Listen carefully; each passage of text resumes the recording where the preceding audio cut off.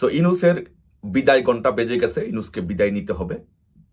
তো তাই আসুন ইনুসের বিদায়ের প্রাক্কালে আমরা দেখে নিই যে ইনুস এই দেশটাকে কোথায় রেখে গিয়েছেন, ইনুস কি কি করেছেন গত 1 বছর আমরা একটু দেখে আসুন।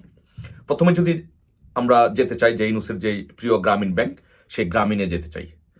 সো আপনারা যদি দেখেন যে ইনুস 5ই আগস্টের পর ক্ষমতা নেওয়ার পরে সে কি কি করেছে গ্রামীণের জন্য। প্রথমত সে গ্রামীণের নামে একটি ইউনিভার্সিটি নিয়েছে, বিশ্ববিদ্যালয় নিয়েছে, গ্রামীণ এমপ্লয়মেন্ট সার্ভিস নামে একটি লাইসেন্স নিয়েছে, ডিজিটাল ওয়ার্ল্ড সার্ভিস করেছে গ্রামীণ জনশক্তি রপ্তানির জন্য, সে লাইসেন্স নিয়েছে।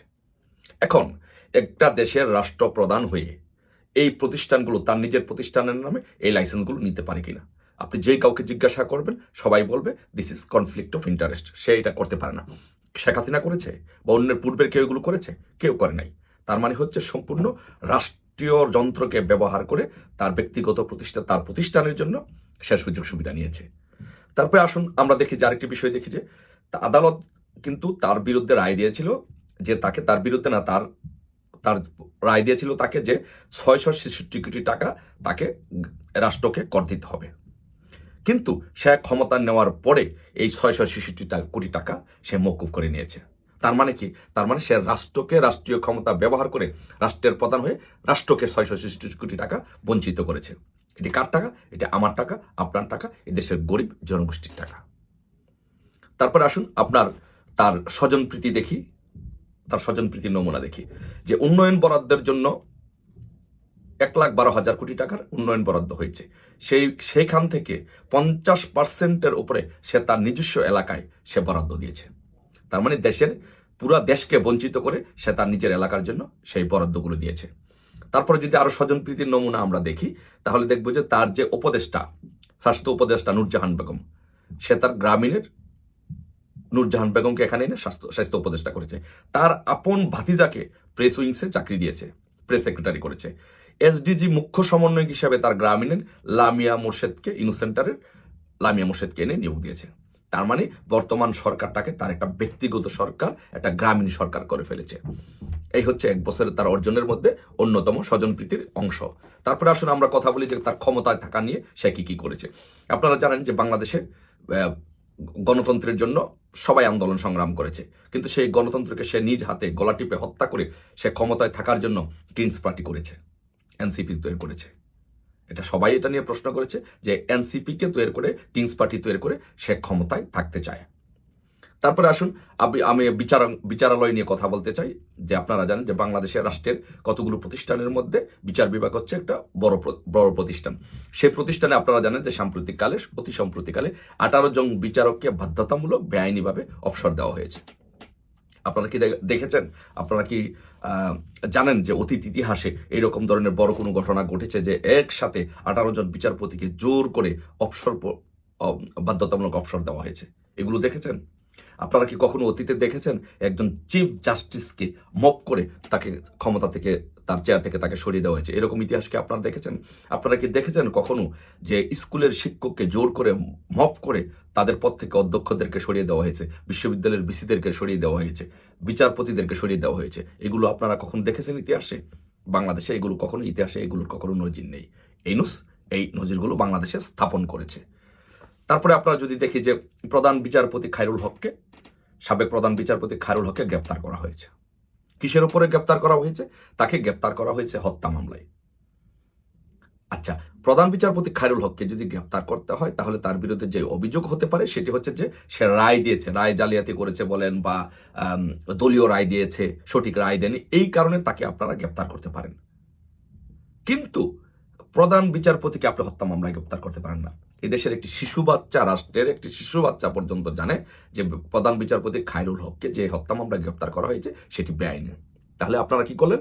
এরকম একটি নজির বাংলাদেশে স্থাপন করলেন। আরো নজির স্থাপন করেছেন আপনি। সেই নজিরগুলোর মধ্যে অন্যতম হচ্ছে যে চিফ ইলেকশন কমিশনার, একজন মুক্তিযোদ্ধা, বয়স্ক মানুষ, বীর মুক্তিযোদ্ধাকে আপনারা কি করলেন? জুতার মালা দিয়ে জুতা দিয়ে তাকে পিটিয়ে তা মাফ করে তাকে গ্রেপ্তার করেছেন। বাংলাদেশের ইতিহাসে তো বহু চিফ ইলেকশন কমিশনার আগে ছিল, বহু নির্বাচন করেছে, বিতর্কিত 15 ফেব্রুয়ারি নির্বাচন করেছে, তারপরে আরো অন্য মাগুরা নির্বাচন করেছে, মিরপুর নির্বাচন করেছে, বহু বিতর্কিত নির্বাচন করেছে। যারা নির্বাচন করেছে হয়তো তারা শাস্তি ফেস করেছে, আদালত ফেস করেছে, কিন্তু তাদেরকে তাদের গলায় জোতার মালা দিয়ে, তাদেরকে জোতা দিয়ে পিটিয়ে তাদেরকে কি কখনো জেলে দেওয়া হয়েছে? এই যে একটা ব্যাড দৃষ্টান্ত স্থাপন করলেন, এটা কে করেছে? এটা ইউনূস করেছে। এটা হচ্ছে ইউনূসের বিদায়ীকালের এক বছরের শাসনামল। তারপরে সবচেয়ে বহুল আলোচিত কথা ইউনূস বলছে ক্ষমতা নেওয়ার পর থেকে, নতুন বন্দোবস্ত, নতুন বন্দোবস্ত, নতুন বন্দোবস্ত। তো ইউনূসের নতুন বন্দোবস্ত কি এটা সবাই আপনারা জানেন, তারপরে আপনাদেরকে রিকেপ করাচ্ছি, আবার একটু মনে করিয়ে দিচ্ছি। নতুন বন্দোবস্ত হচ্ছে, আমরা দেখেছি যে উপদেষ্টা, তাদের পিএস, এপিএস, পিএ, এপিএ, তারা 100 কোটি টাকার মালিক হয়েছে। সুইজারল্যান্ডে বাড়ি করেছে, কানাডা বাড়ি করেছে, অস্ট্রেলিয়া বাড়ি করেছে। উপদেষ্টার ভাইয়ের অ্যাকাউন্টে 100 কোটি টাকা পাওয়া গিয়েছে। এই হচ্ছে বাংলাদেশের নতুন বন্দোবস্ত। নতুন বন্দোবস্ত নিয়ে যদি কথা বলি, তাহলে আরো নতুন বন্দোবস্ত কি? নতুন বন্দোবস্ত হচ্ছে মব করা। আপনাকে ভালো লাগছে না আপনার বাড়ি থেকে মব করা, সন্ত্রাস করা, মুক্তিযোদ্ধাদেরকে যেখানে দেখবেন তাদের গলার মধ্যে জুতার মালা দেওয়া, মুক্তিযোদ্ধাদেরকে অপমান করা, মুক্তিযুদ্ধকে অপমান করা, এ হচ্ছে তাদের নতুন বন্দোবস্ত। নতুন বন্দোবস্তের মধ্যে আরো অন্যতম কি দৃষ্টান্ত স্থাপন করেছেন আপনি? যে বাড়িটি থেকে মুক্তিযুদ্ধের নেতৃত্ব দেওয়া হয়েছে, যে বাড়িটি মুক্তিযুদ্ধের সূতিকাগার, সেই বাড়িটিকে আপনারা বুলডোজার দিয়ে গুড়িয়ে দিয়েছেন, ভেঙে দিয়েছেন। এটা হচ্ছে আপনার নতুন বন্দোবস্ত। এ হচ্ছে আপনার শাসনামল। আপনার শাসনামল হচ্ছে কি? আপনার নতুন বন্দোবস্ত হচ্ছে কি? আপনি ক্ষমতা এসে 1 বছরের ভিতরে যে রাজনৈতিক দলটির নেতৃত্বে বাংলাদেশ স্বাধীন হয়েছে, যে ছাত্র সংগঠনের নেতৃত্বে দেশের ভাষা আন্দোলন হয়েছে, 90 স্বৈরাচার বিরোধী আন্দোলন সহ 111 আন্দোলন সহ সব হয়েছে, সেই ঐতিহ্যবাহী ছাত্র সংগঠনকে নিষিদ্ধ করে দিলেন। বাংলাদেশের রাজনীতি, গণতন্ত্রকে গলা চিপে হত্যা করেছেন। এটা হচ্ছে আপনার নতুন বন্দোবস্ত, গত 1 বছরের আপনার শাসনামল। আপনি কি করছেন? আপনার নতুন বন্দোবস্তের মধ্যে গত 1 বছর শাসনামলের মধ্যে অন্যতম হচ্ছে, আপনি রিসেট বাটন টিপ দিয়ে 71কে মুছে ফেলতে চেয়েছিলেন। রিসেট বাটন টিপ দিয়ে আপনি মুক্তিযুদ্ধ, 71 মুক্তিযুদ্ধ সবকিছু আপনি ডিলিট করে দিতে চান। এই ছিল আপনার নতুন বন্দোবস্ত, এই ছিল আপনার 1 বছরের শাসনামল। প্রিয় দেশবাসী, আপনারা দেখেছেন অল্প সময়ের মধ্যে আমি জাস্ট শুধু মেইন বিষয়গুলো আপনাদের সামনে জাস্ট তুলে ধরার চেষ্টা করেছি। আর অসংখ্য সারাদিন বলা যাবে এই দেশটাকে ধ্বংস করার জন্য ইউনূস কি করেছে, গার্মেন্টস সহ, ব্যবসা প্রতিষ্ঠান সহ সবকিছু ধ্বংস করে দিয়েছে। তাই ইউনূসের বিদায় ঘন্টা বেজে গেছে, ইউনূসকে যেতেই হবে। 1 বছর হয়েছে, তার 1 বছরের বিদায় ঘন্টার বিদায়ের সময়, তার বিদায়ের প্রাককালে তার 1 বছর শাসনামলটা আপনাদের সামনে তুলে ধরলাম। আসুন আমরা এইরকম একজন স্বৈরশাসক, এরকম একজন ফেসিস্টকে, এরকম একজন অন্যায়কারীকে, একটা রাষ্ট্র ধ্বংসকারীকে আমরা সকলে মিলে প্রতিহত করে তাকে বিদায় দেব, এমনভাবে বিদায় দেব ইউনূসের বিদায়ও 1 বছরের আমলনামা।